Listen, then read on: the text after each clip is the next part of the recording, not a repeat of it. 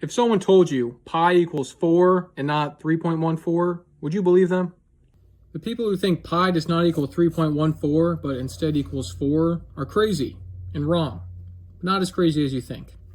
You see, they reason we can take a square with side lengths of 1 and thus a perimeter of 4, and we can begin to take corners out of this object. And when we do that, we don't actually reduce the perimeter of our object, because we know that the vertical lines add up to 2 and the horizontal lines add up to 2. And so our perimeter will always be 4. It won't matter how many corners we take out as long as it's still a real number. And so they say, we add enough, let's say we add 30 billion corners into this thing.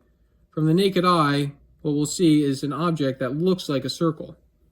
And they'll say, okay, well, let's apply the formula for the perimeter of a circle, and that'll be, pi times diameter. And they say, well, you just proved for me that the perimeter equals 4, so 4 must equal pi times diameter. And this is 1 unit across, so 4 must equal pi times 1. And they'll say, well, hang on, we just proved together that pi equals 4.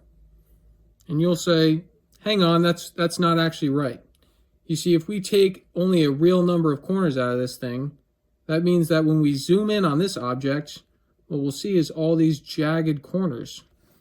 And we'll realize this is not a circle at all. It's not a circle. And so we have no business applying the formula for the perimeter of a circle. We have no business trying to deduce what pi equals or the diameter is or the perimeter.